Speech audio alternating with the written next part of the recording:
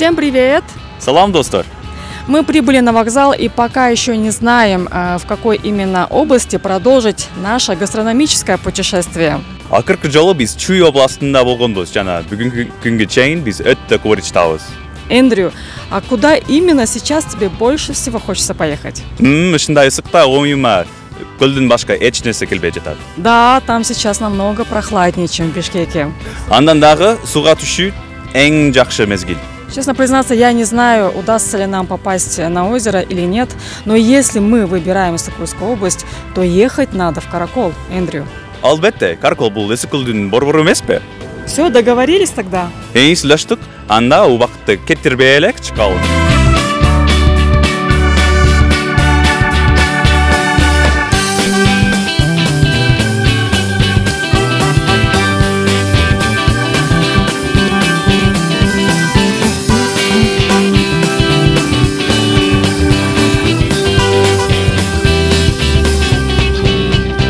Азыр кайерден кете алам? Көлгө азыр маршруткалар кетип атат. 15-чи платформага чыксаңыз, байма-бай маршруткалар жүрүп турат. Толгондо кете берет. Рахмат. Чоң рахмат. Жакшы жетабыз.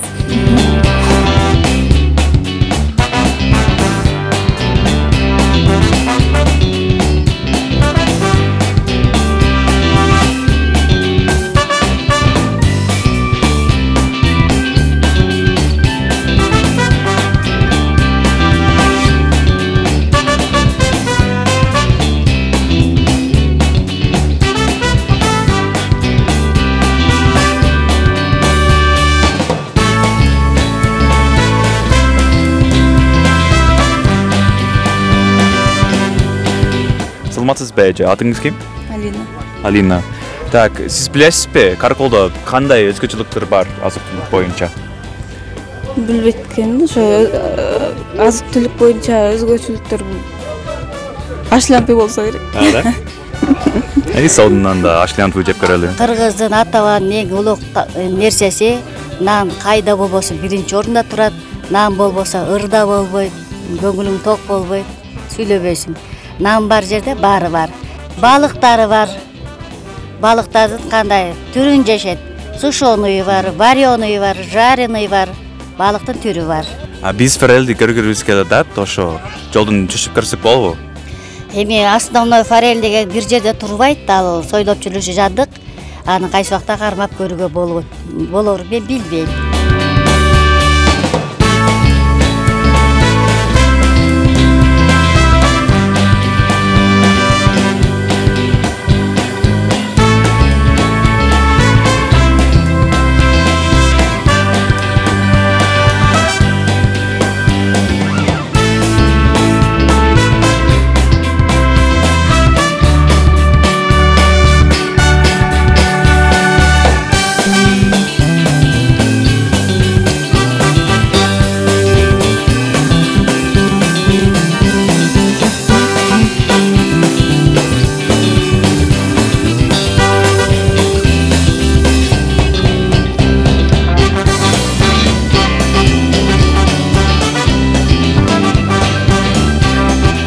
Ысык-Көлдүн жүргөнчүлөрү мындай дешкен.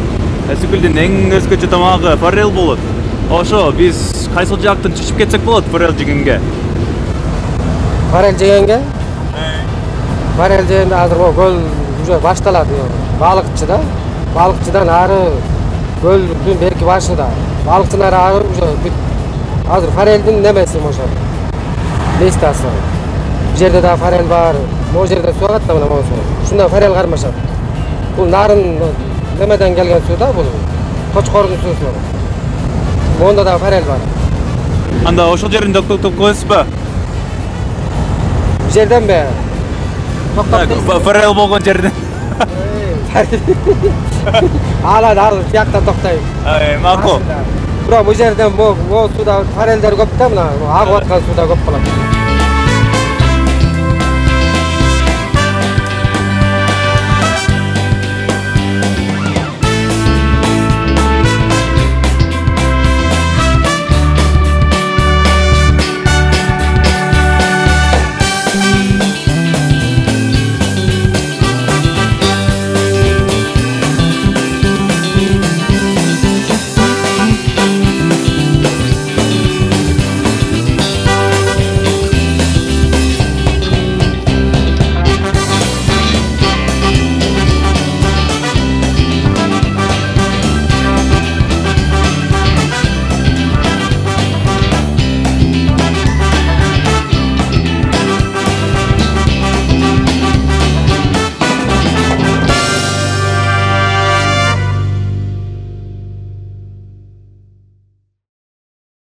Мы только что прибыли в село Чоңөрүктү, примерно в 50 километрах от Чолпон-Аты.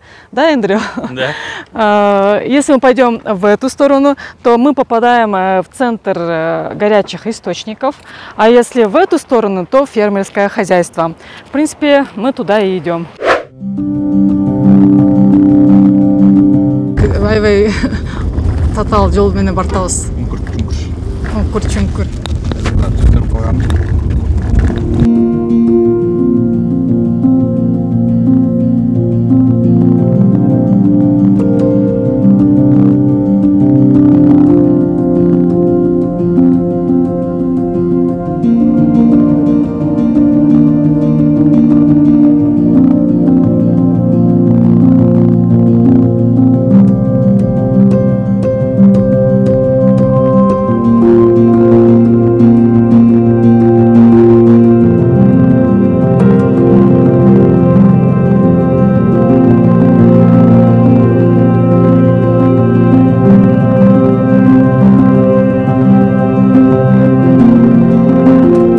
Эки түр балык өстүрөбүз. Бул форелдер. Бирөөсү бир түрү болсо радужная форель, экинчиси болсо янтарная форель.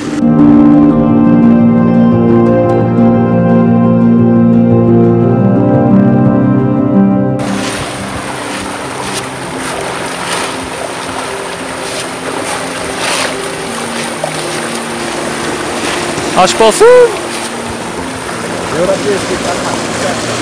Приятного аппетита.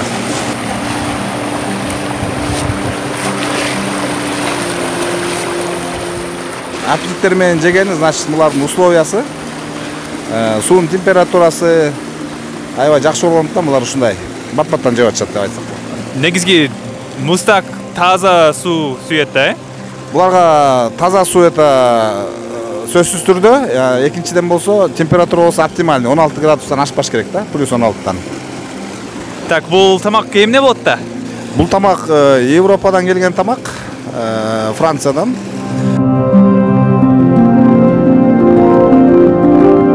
Как говорят эксперты, радужная форель была завезена в Кыргызстан еще в 70-е годы прошлого столетия. Поэтому в стране накоплен достаточно богатый опыт ее разведения.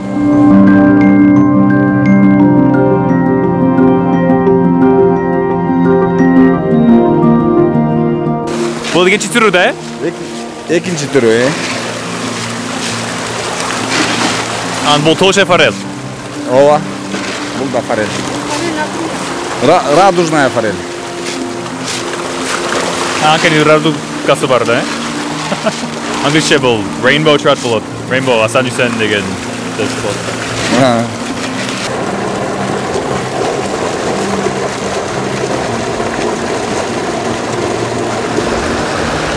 Бул бассейнде дагы жогорку бассейнден кичине чоңураак размерлери бар буякта.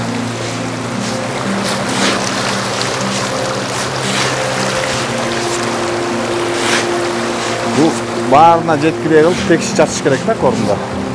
Земин. Ошо менен бирге көп да чачып ийбеш керек. Корм суунун түбүнө түшүп кетсе жеме, бул балык кайра көтөрүп жебейт. Ошол себептен карап бериш керек. Булар көздөрү менен көрүп туруп анан кормду жешет. Ылдый түшүп калган кормду көтөрүп жешпейт булар.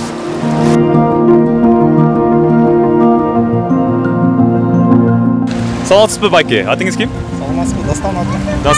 Дастан. Эндрю атым. Сиз өзүңүз эми форель көлдүн уникалдуу тамагы деп эсептейсизби? Эми форель илгери ата бабаларыбыз жеч эмес.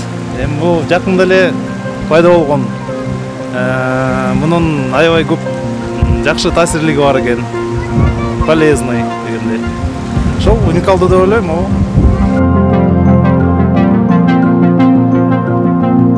Говорят, что Иссык-Куль идеально подходит, наше озеро Иссык-Куль идеально подходит для разведения форели. И отсюда вот вытекает вопрос, а почему тогда это происходит здесь-то, не в естественной среде? Не, Иссык-Куль на Иссыкуле выращивали раньше. Потому что сейчас, в последнее время, лет 5 назад, по-моему, если я не ошибаюсь, ввели мораторий по разведению рыбы именно в озере Иссыкуль, именно в воде. А в связи с чем это связано? Это связано, радужная форель считается, она как бы хищная рыба. И получается, они убегают, там же садковые хозяйства были, по-моему, убегали и истребляли других пород рыб. Поэтому запретили выращивание именно в озере. А вообще везде практика показывает, что в России, что даже в Америке, в Европе выращиваются они все вот, в речках, ну, скажем так, на суше. Вот такие бассейны строят и в этих бассейнах как бы выращивают. И у нас тоже вот этот метод выращивания. Естественная среда. В какой-то степени. Ну да, естественная среда, вот как бы ближе к естественной среде. Горная речка через ферму транзитом и протока проходит, вот в этих бассейнах выращивается. Почему отдельные вот такие много бассейнов? Потому что тут, она же считается, это рыба-хищник, если они маленьких, большие там могут это самое, да? Там. Съедают. Да, съедают. Поэтому в разных бассейнах разные размеры. Мы отдельно держим друг от друга. В этой сфере в разведении форели особая, так можно говорить, важную роль играет сортировка рыбы. Поэтому мы их сортируем, потому что чтобы друг другу не покусали, скажем так. А уникальность нашего форели, да, я бы сказал, что у нас очень хорошая вода горная, с ледника, который течет, и такой вкус, может быть, из-за пород, я думаю, что вот эта горная порода, вода же через камни, вот эти камни, наверное, может быть, там что-то есть такое, да, и получается, один человек приезжает, попробовав, да, он 2, 3, 4 раза может, и каждый раз, и не вот этот вкус никак не могут забыть.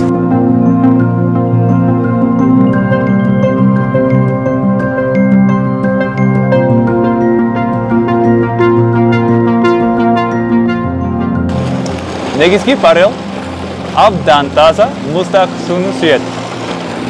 Ошону ушул жактан көрүп атабыз. Андан дагы анын көрүү органдары деле өтө курч болот. Ошондуктан башка балыктарга караганда ал кичине шумшугураак болот. Анан жөнөкөй жолу менен кармай албайт.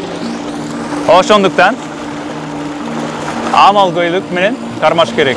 Мен аны жакшы билем, анткени onun туулган жери Америка болот.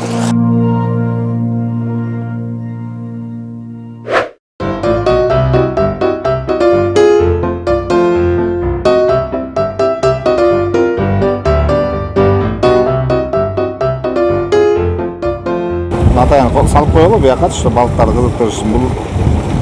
Бул балыктын боору да. Ал мына моуну алып туруп, бияка турсаң энди. Бул форелдин борубу? Форелдин бору, кармап туруп. Карма. А кармайынбы? Эми балык карма. Ушундай элеби? Ушундай.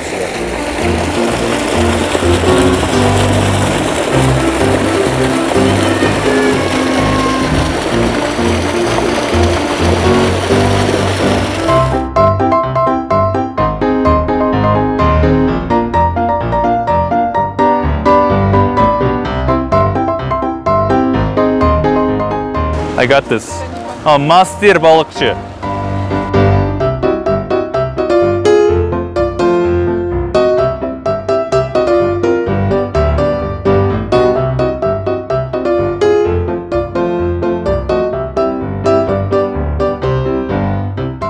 Ал дамчы тамак болуп келин. Билишет ба? Жеп салыптыр. Шумшуктар.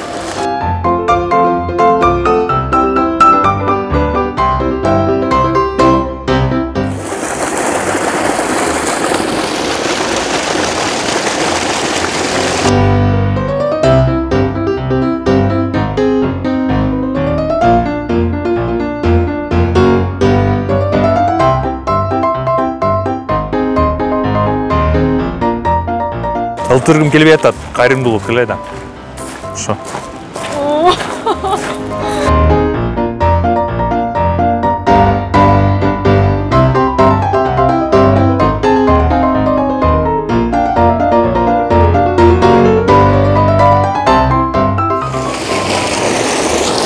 Eşik. Hoppa. Çıkar baba. Aha, tartmayayım. Ana.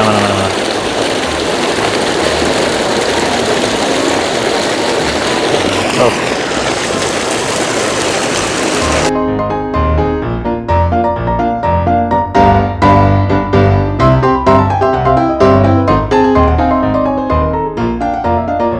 Hoppa. Wow. I am молодец. Неужели? Ой. Cançı. Tutuldun.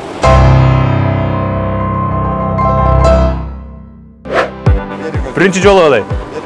Мындай, э? Ja, мындай да? Так. Негизги менен тай экем, тазалайт да.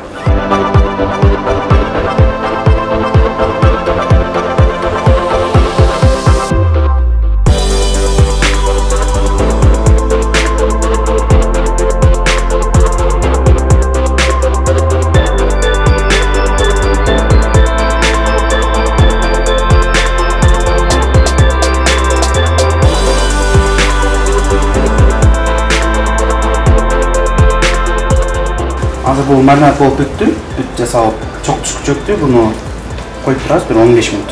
10 минут. Чыдаш керек анда. İçine.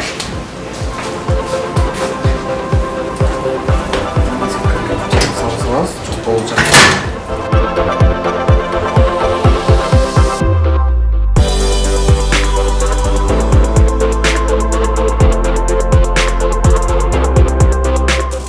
Барбекю ошоп кетет экен, Эндрю? Барбекюну ушинтип жасашат го, американский. Шундай эле кокуш эле да. Бирок биз болсо башкача соус кошмок болсу да. Бул балыкты ошол кору эмнелерин айырмалоо үчүн туз менен деле сээп жасасаңыз даамдуу болот. Жесеңиз оозуңузда калат.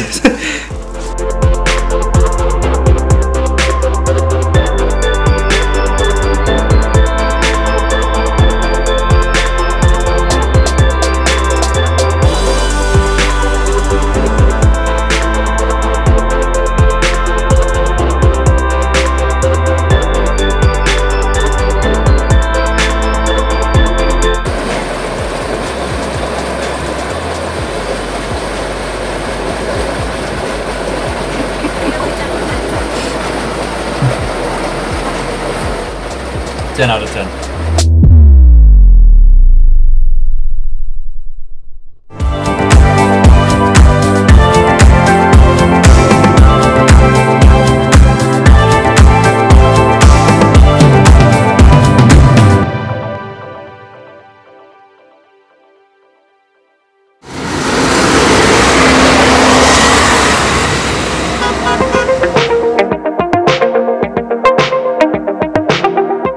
Нам нужно попасть в город Каракол до наступления ночи, а в это время суток добраться до города можно только автостопом.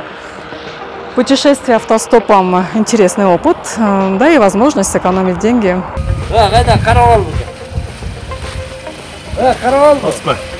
Караколго барып атабыз. Тюб, да тюб. Канча болот? Да тюб. Sorry. Каравалды. Давай, кете. Мында каравал чоң кетет.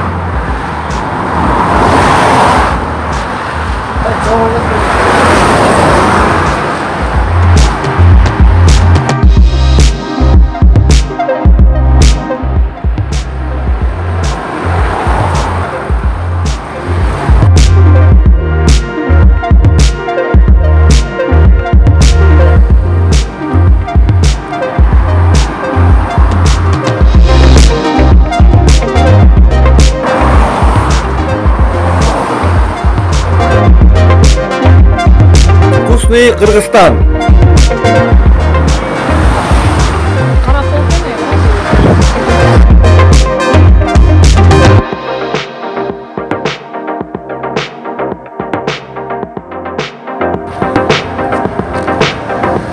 To'xtachim. Bir kişi de atmayın. 3 kişi. 3. Üçünü.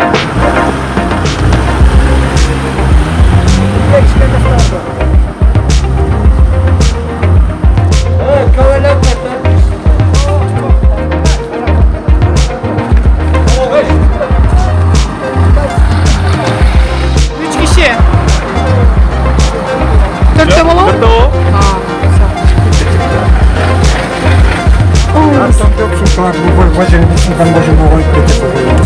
Қай жерге аз тек қана өсім болды да? Аз. Қазір екі орын бар, анан.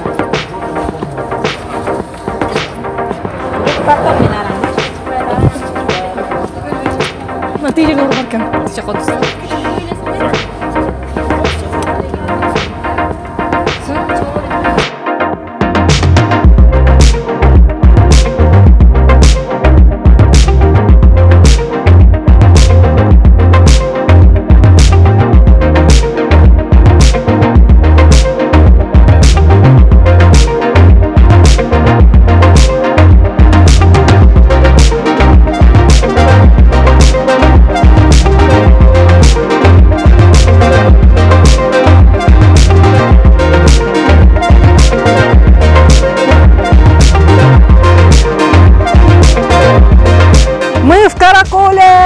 Наконец-то прибыли в Каракол. Ертең біз Каракол саяхатыбызды улантабыз. Юху!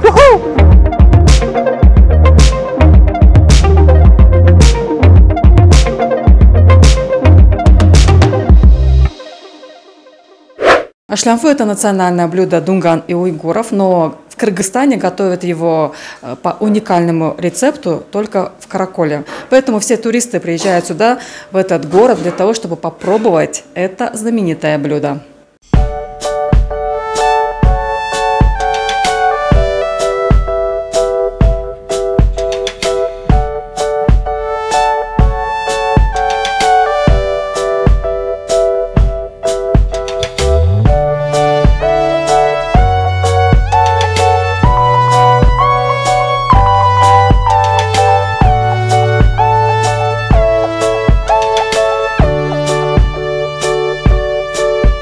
А вы попробуйте мою ашлямфу. Дать вам мой соус и уксус попробовать.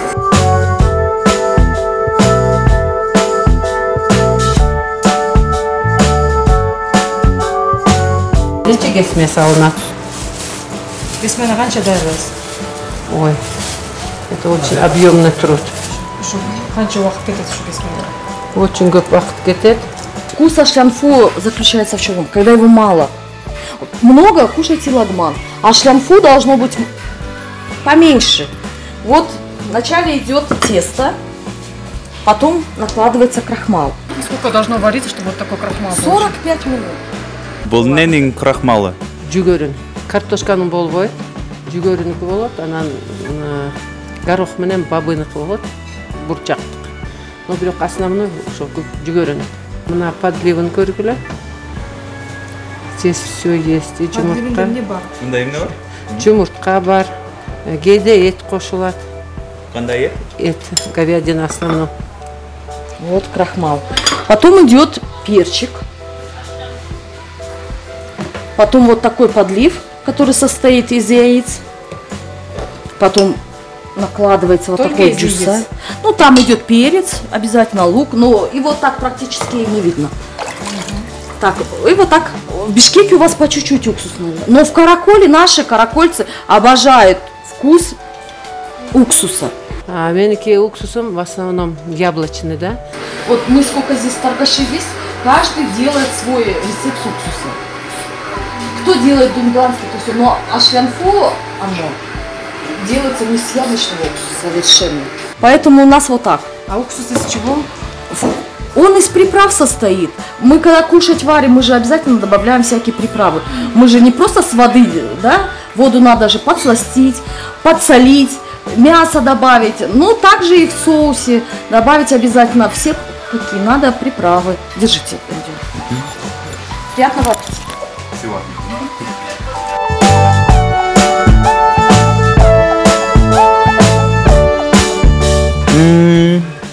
Шинелей дамду турайба.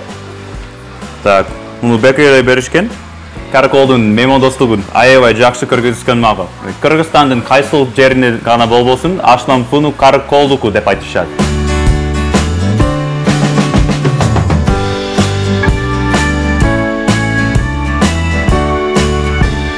Крахмал. Крахмал. Башкача дамдымак да. Аябай жакшы. Кайсы мал дейсиз? Башка тамактар мындай эми. Тамак жок го, крахмал. Биринчи Бирок атам. Демек, бул тамак аш Исыкулдун бренди болуп мурунтан эле калган окшойт.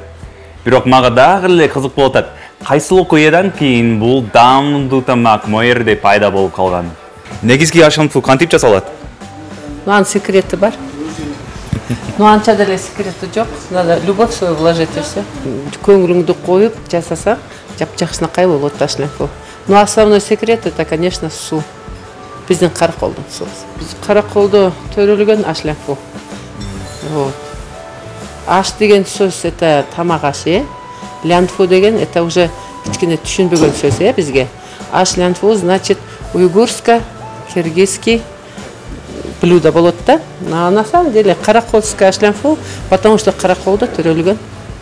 Родился ашлянфу в Караколе, значит ашлянфу каракольское.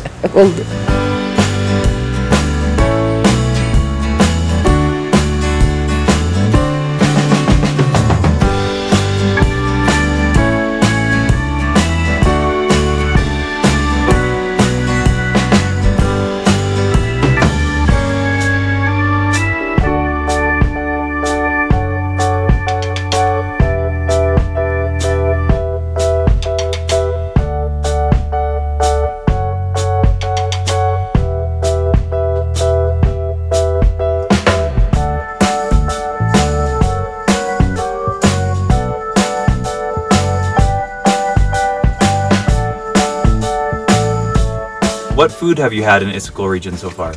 Goodness, what was that dish? With? It was like fried vegetables that you had to scoop up with like a pasta.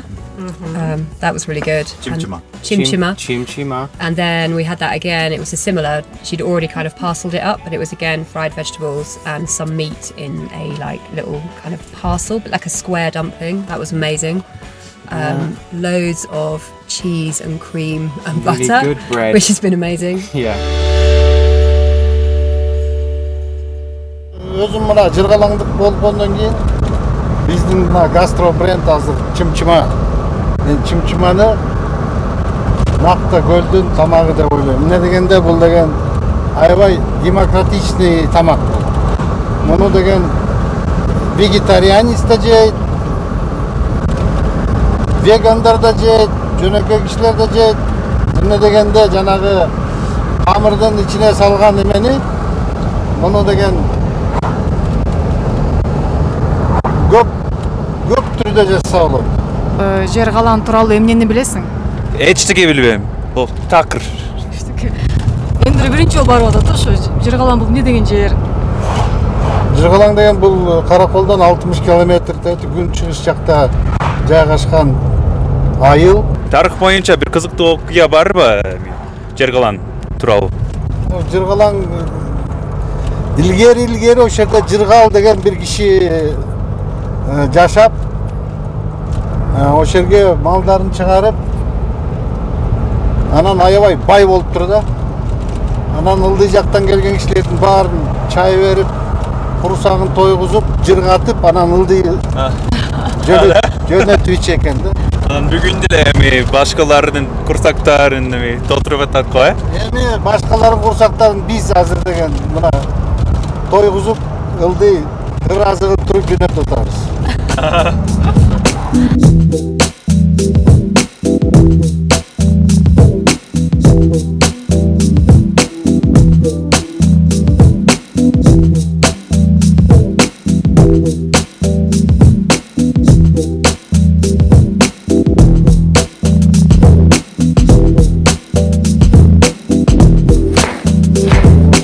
Мы будем сегодня готовить наше фирменное блюдо долины Жыргалан чимчима. Что это значит? Вся фишка состоит в том, что когда вы едите, это блюдо ест руками, и берется кусочек теста, и вот этот вот фарш приготовленный, уже готовый, он как бы чимчейсыңар, да? Ага, Защипываете вот, и берете и кушаете. Отсюда название, да? Да, чимчима. Классно. С чего мы начнем тогда, чтобы... В первую очередь, конечно, начинается с приготовления теста, чтобы оно, пока наш фарш или подлив был готов, чтобы оно отстоялось. Хорошо. Тесто мы уже приготовили. Тесто мы уже приготовили, да. Вот мы сделали такие уже кусочки готовые. Да, уже, просто мы сейчас цельные. его еще раз илеп коёбуз, как бы еще раз обомнем. чтобы оно еще отстоялось немножко. Пока мы будем готовить фарш. А в тесто что мы добавляем?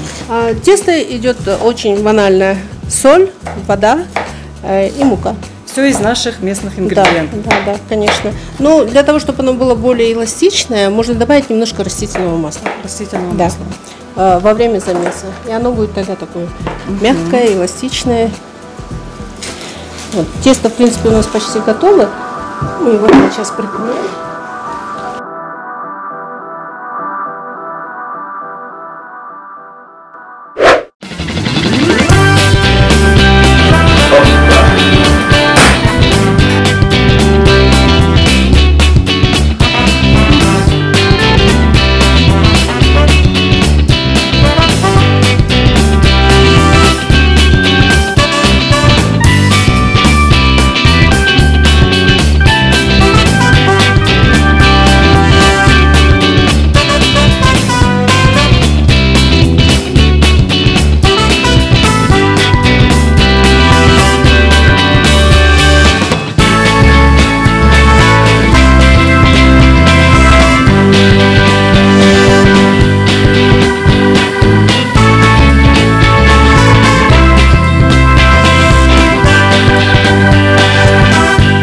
Нежно, Вкусный Кыргызстан! Ушундай. Вкусный Кыргызстан!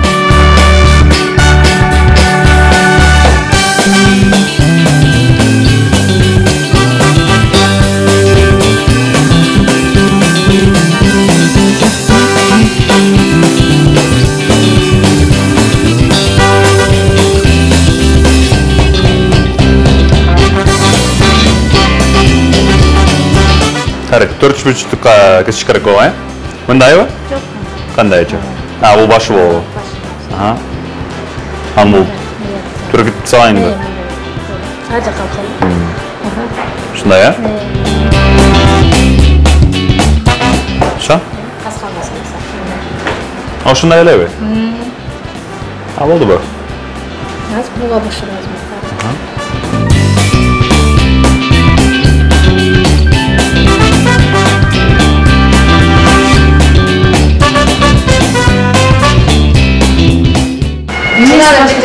Несі басқаша ме? Так, бұл чук-чука екені ормодан деле.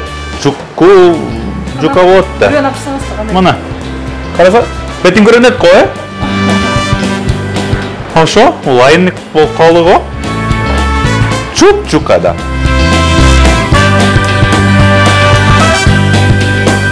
Вот, су қайнады. Азыр чымшаманы. Опа. Бұға қойып. Бышрал.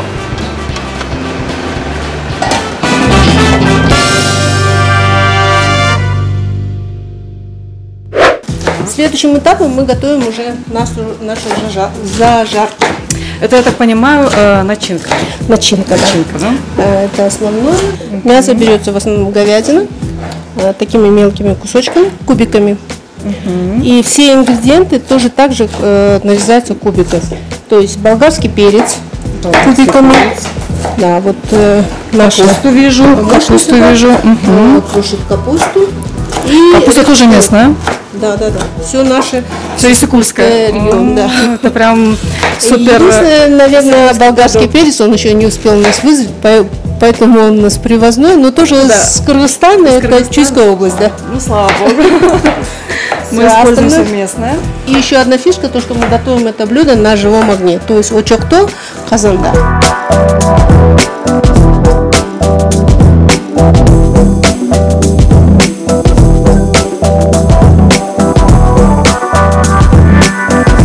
Вот у нас мясо немножко обжарилось вместе с луком, с помидорами. Следующий этап уже на полуготовности мяса мы, значит, будем закладывать болгарский перец окрошенный. И тут же можно добавить сразу уже мелко порезанную капусту. Да. То есть болгарский перец и капуста, оно практически одинаково готовится по времени. Поэтому мы закладываем сразу капусту. Капуста это тоже обязательный ингредиент. Обязательный, да. Это основной ингредиент получается. Поэтому мы считаем, что оно более такое диетическое, очень легкое.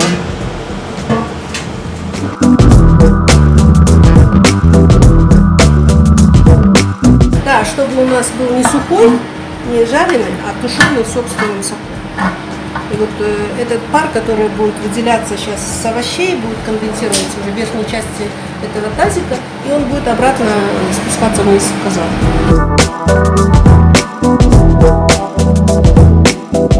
Дәрі болып қалды ғой? Батылы? Мен обычно тоже. Дубмын түпілі? Мына шығарабыз. Аз. Тарелкаға келеміз.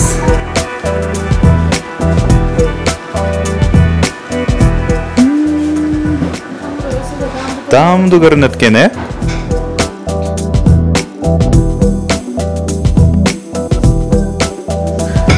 Қабырдың өзі дамды көрініп екен, е?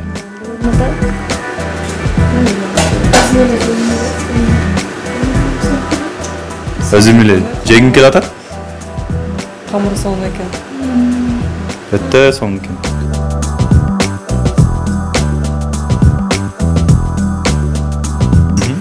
Анан так, чымчып желет, е? Моменен, е? Эми чымчып жеп Азыш. Оппа.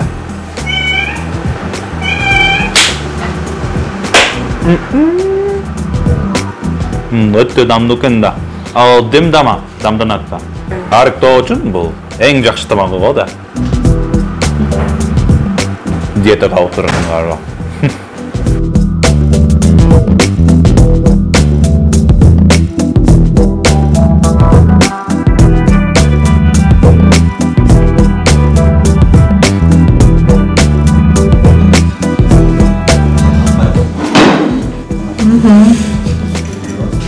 Қандай екен? Ол бірінші жол сөп берген емес, Бірінші жол. Қамыр өзгөчө екен. Қамыр айва соң екен. Артықша, қамыр айвадан соң болады екен.